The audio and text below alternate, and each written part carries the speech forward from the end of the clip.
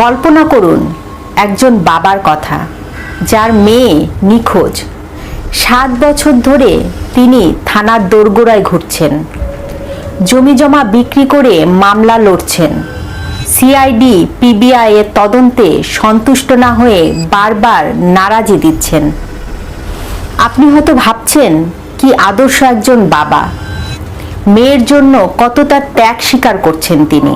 কিন্তু যদি আমি বলি, এই পুরো 7 বছরের লড়াইটা ছিল একটা সাজানো নাটক। সেই নিখোঁজ মেয়েটির খুনি আর কেউ নয়, স্বয়ং এই বাবা নিজেই। আজকের ভিডিওতে আমরা উন্মোচন করব বাংলাদেশের অপরাধ জগতে অন্যতম এক হত্যার রহস্যের সমাধান।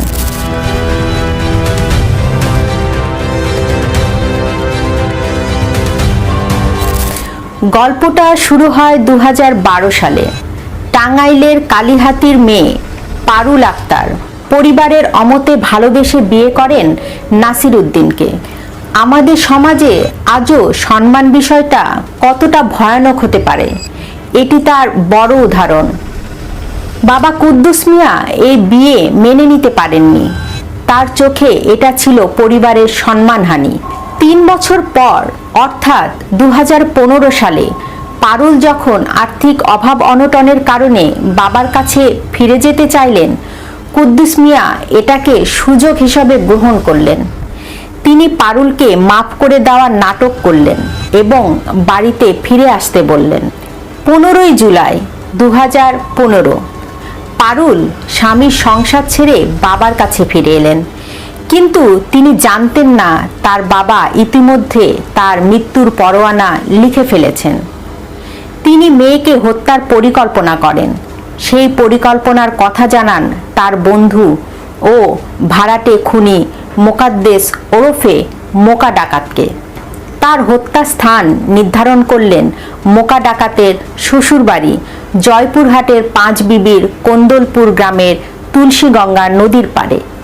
হত্যার পরিকল্পনার পর কুদ্দুস মিয়া মেয়েকে জানান তাকে ভালো ছেলের সঙ্গে তিনি বিয়ে দিতে চান, সেজন্য জয়পুরহাট যেতে হবে। বাবার কথায় বিশ্বাস করেন পারুল। 22 জুলাই পারুল বাবার সঙ্গে জয়পুরহাটের পথে পা বাড়ান।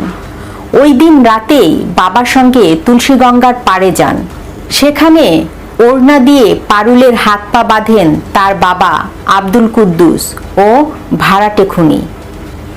পারুলের গলায় গামছা পেঁচিয়ে শ্বাসরোধে হত্যা করেন তার বাবা আব্দুল কুদ্দুস। এরপর পারুলের লাশ তুলসীগঙ্গা নদীতে ফেলে ওই রাতেই টাঙ্গাইলে ফিরে আসেন আব্দুল কুদ্দুস। ঘটনাস্থলটি ভাড়াটে খুনির শ্বশুরবাড়ি হওয়ায় সেখানে নির্জনতা সম্পর্কে তিনি জানতেন। খুন করার পর কুদ্দুস মিয়া চুপ করে বসে থাকেননি। তিনি উল্টো পারুলের স্বামী নাসিরের বিরুদ্ধে অপহরণ ও গুমের মামলা করেন। তিনি বারবার মামলার তদন্ত নিয়ে অসন্তুষ্টি প্রকাশ করতেন। পুলিশ, ডিবি, পিবিআই, সিআইডি 4টি সংস্থা তদন্ত করে কোনো কুলকিনারা পাচ্ছিল না। কুদ্দুস মিয়া কেন বারবার তদন্ত চাইতেন? কারণ তিনি চেয়েছিলেন রাষ্ট্র যেন নাসিরকে দোষী সাব্যস্ত করে ফাঁসি দেয়। তিনি কেবল নিজের মেয়েকে মারেননি, নিজের জামাতাকেও ফাঁসাতে চেয়েছিলেন। এমনকি বিচার বিভাগীয় তদন্তের দাবি জানিয়ে তিনি নিজেকে একজন শোকার্ত পিতা হিসাবে প্রতিষ্ঠিত করেন। 2022 সাল মামলার দায়িত্ব পায় পিবিআই। এবার তারা কুদ্দুস মিয়ার সাজানো অভিযোগের পেছনে না ছুটে নাসিরের করা একটি পুরনো জিডি চেক করে। সেখানে পারুলের একটি ফোন নাম্বার ছিল। তদন্ত কর্মকর্তা বিশ্বজিৎ বিশ্বাস দেখলেন ওই নম্বরের শেষ কলটি গিয়েছিল কুদ্দুস মিয়ার ফোনে। পারুল তার স্বামীর ঘর ছাড়ার আগে একটি মুঠোফোন নম্বরে কথা বলেছিলেন। ওই নম্বরটি সে সময় পারুলের বাবা ব্যবহার করতেন। তবে পারুল হত্যার পর তিনি নম্বরটি বন্ধ করে দেন। পরে ওই নম্বরের বিষয়টি পারুলের পরিবার সম্পূর্ণ অস্বীকার করে।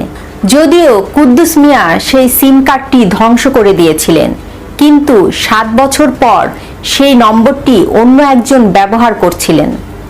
তদন্তকারীরা যখন কুদ্দুস মিয়ার পরিবারের 22 জন সদস্যকে জেরা করেন, তখন বেরিয়ে আসে সেই চাঞ্চল্যকর তথ্য। ওই নম্বরটি আসলে কুদ্দুস মিয়াই ব্যবহার করতেন। পিবিআই যখন কুদ্দুস মিয়াকে রিমান্ডে নিয়ে জেরা শুরু করে, তখন তাসের ঘরের মতো ভেঙে পড়ে তার 7 বছরের সাজানো মিথ্যা। তিনি স্বীকার করেন, তথাকথিত সম্মান রক্ষা করতে তিনি নিজের মেয়েকে হত্যা করেছেন। সবচেয়ে আশ্চর্যের বিষয় কি জানেন? 2015 সালে জয়পুরহাটের সেই নদী থেকে পুলিশ একটি অজ্ঞাত পরিচয় নারীর লাশ উদ্ধার করেছিল, কিন্তু কেউ পরিচয় শনাক্ত করতে না পারায় মামলাটি ফাইলবন্দি হয়ে যায়। 7 বছর পর ডিএনএ টেস্টের মাধ্যমে নিশ্চিত হওয়া যায় যে সেটিই ছিল পারুলের লাশ।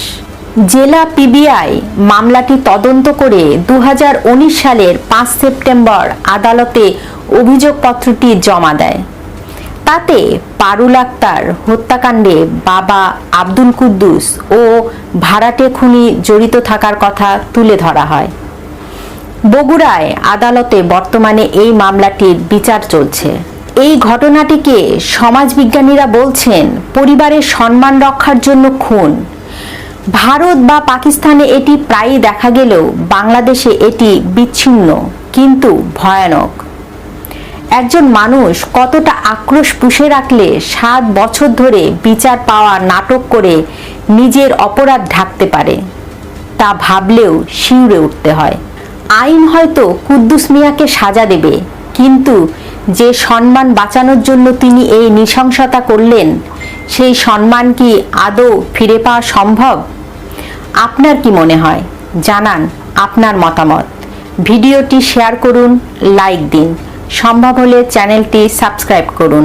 এতক্ষণ সঙ্গে থাকার জন্য ধন্যবাদ।